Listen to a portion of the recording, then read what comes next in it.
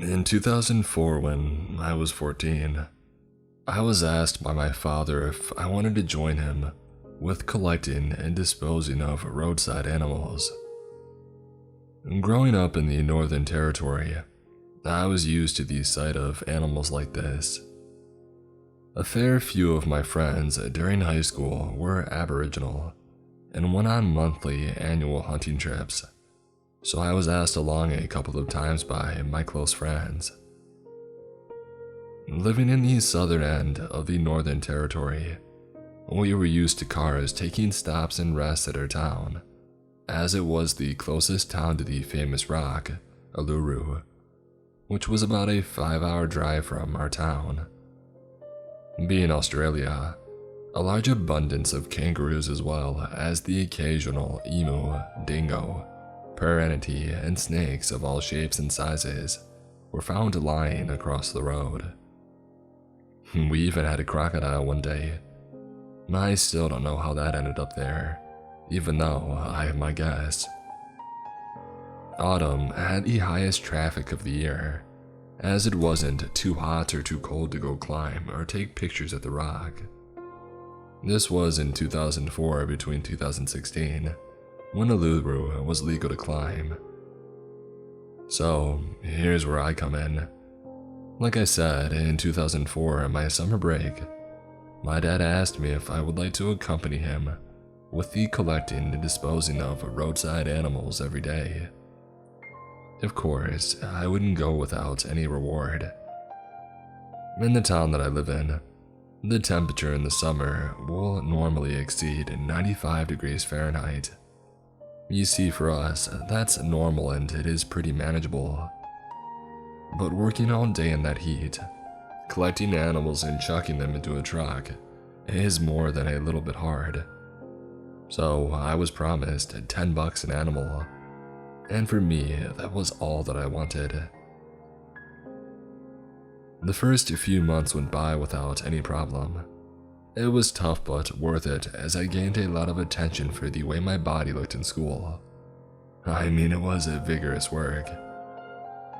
My dad was so impressed that he asked his boss, Matt, if he could hire me for only $13 an hour.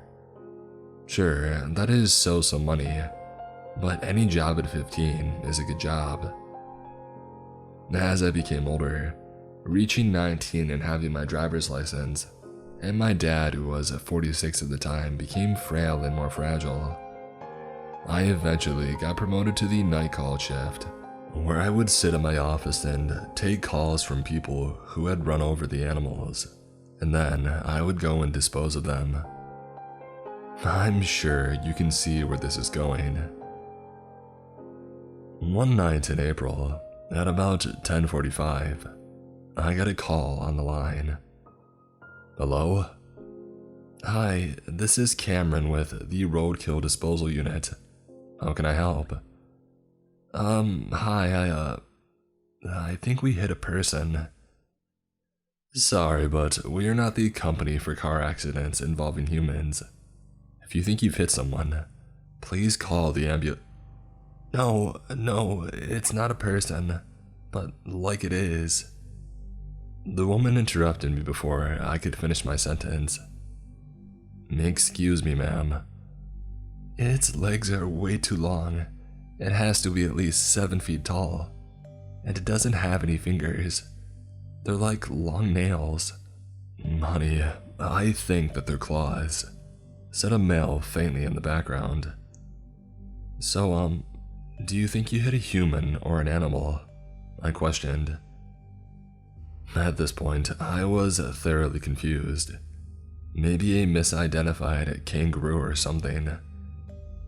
It's shaped like a human, but that's it really. Its features and limbs are weirdly long and skinny. Thinking that they may have hit a homeless person or the rare case of an indigenous hunter out at night, I stood up and put my headlight on. Okay, ma'am. Where are you located currently? Stewart Highway. We can see a creek that our map tells us is Burt Creek. Okay, ma'am, I'm heading your way. I'll be there in about 20 minutes. Is that gonna be okay? Yep, that's all good. Thank you. We'll stay right here. Leaving my office, I hopped into my truck. At the beginning of the drive, I had this sense of dread and anxiousness. I didn't know what was awaiting me at the crash site. About 10 minutes in, I caught something out of the corner of my eye. A kangaroo was hopping extremely quickly through the brush on the left side of the road. It was taking these ginormous hops as it almost kept up with my truck. I was going about 70 kilometers an hour, and this thing was booking it right alongside me. It looked at me, then behind it, and then in front of it, and then to me again. It kept doing this for a minute or two, before it slowly started to fall behind my truck. It was getting tired, and I could tell. It then made this horrible scream. I don't even know what it was, but this kangaroo was terrified, and so it should have been. I was going along a straightish section of the road, so I had the opportunity to look out my window for a decent amount of time. And then I saw it. This gray arm had to have little to no flesh on it. It reached forward and grabbed the kangaroo's tail, making the animal slam into the ground with a thud that I could hear over my truck's running engine. Dirt flew out from where the kangaroo fell, obscuring my vision for a second, but that was all this thing needed. It was gone, and all that remained was the impact area, and the tail that was ripped off when the kangaroo had slammed into the ground. I was mortified. What the heck could chase a kangaroo going 70 miles an hour and run away with it after maybe 2 seconds? I don't know. I still don't. For the next 10 minutes, I was silently freaking out, staring out my left window, my right, and then my rearview mirror, trying to see if anything was running after me. Midway through having a panic attack, I reached a wreck. And when I say wreck, I mean a wreck. There was a car. On its side was all the windows in there smashed. Its bumper was on the other side of the road, with an arm on it. The boot was ripped open. 3 or 4 doors were missing, and a seat was in the middle of the road. I didn't know what happened here, and I was scared. After almost blacking out from shock, I turned off my truck, got out, and looked at my map to see where this is so that I could report it. And then I noticed something. I'm on Stewart Highway, and I can hear the quiet sound of running water. I'm where the lady had reported this collision with a human, but all I see of a human is an arm on a bumper. While having this horrifying realization, I get pushed into the floor by something that hit me from behind.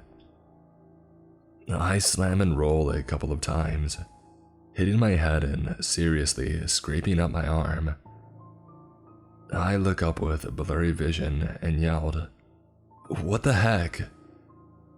I stand up and look at my arm to see it scraped up and red pooling at the scrapes, with the stinging pain kicking in.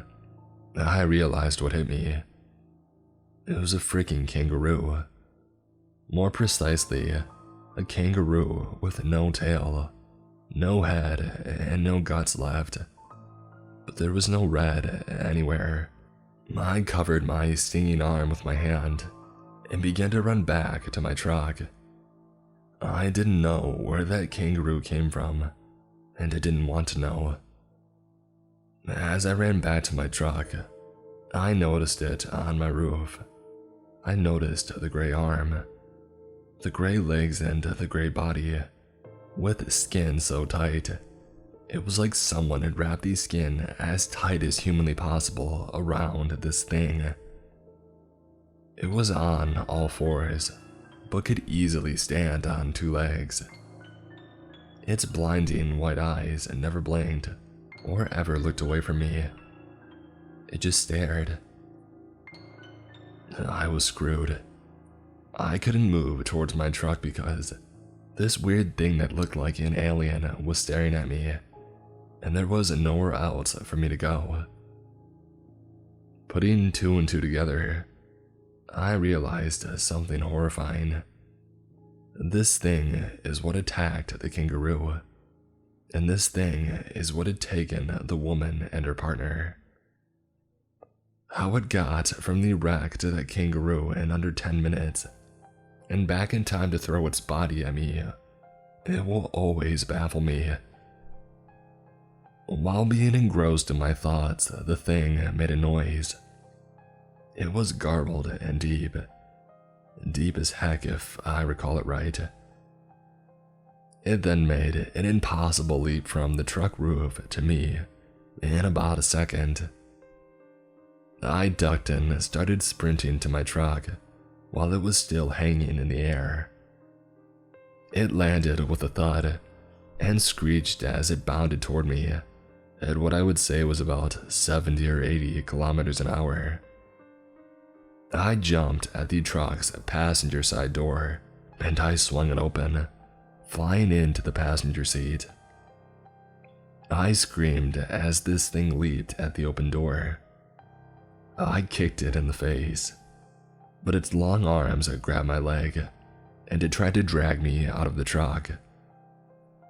I grabbed a hold of the shovel that I left lying on the truck floor, that I had used to scrape the animal skin off the road that had been stuck on during the day, and used the sharp point of the spade to stab into the creature's hand.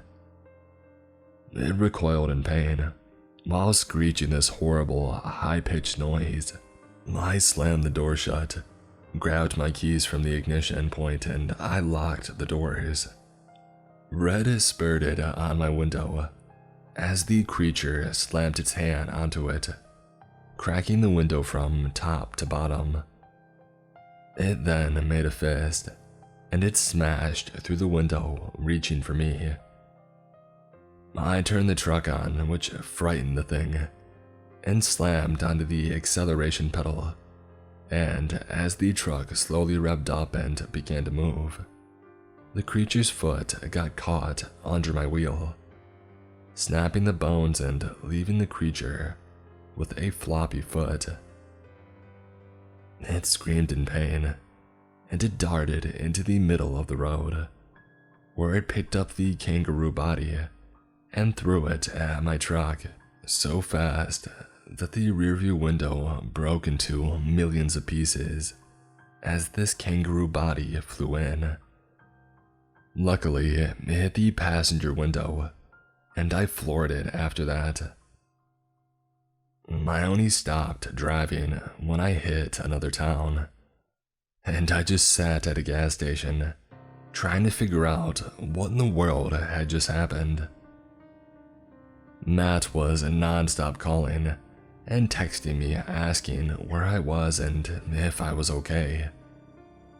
But I couldn't answer. What the heck was I supposed to say in a situation like this? Oh, I know. A freaking alien attacked two people who'd called me, and then it tried to take me out too. He would call BS. I think anyone would. I only drove back when I saw sunrise. When I got back to work, Matt asked me what had happened. I said that I just got lost during a prank call, took a fall, and I didn't have any cell phone reception. He knew that I was lying. My arm was covered in red, for frick's sake. Anyway, the car wreck was eventually reported, and the police concluded that it was a crash, even though the only body part left that they could find was an arm. I worked that job for a few more years, and nothing ever really happened again. A couple of torn up kangaroos found with no trace of being hit by a car, but that was all for the most part. But thanks for listening to my story. I hope you never have to go through anything like this. And I advise you to never work my job no matter what, even if it sounds like a good payday when you're younger.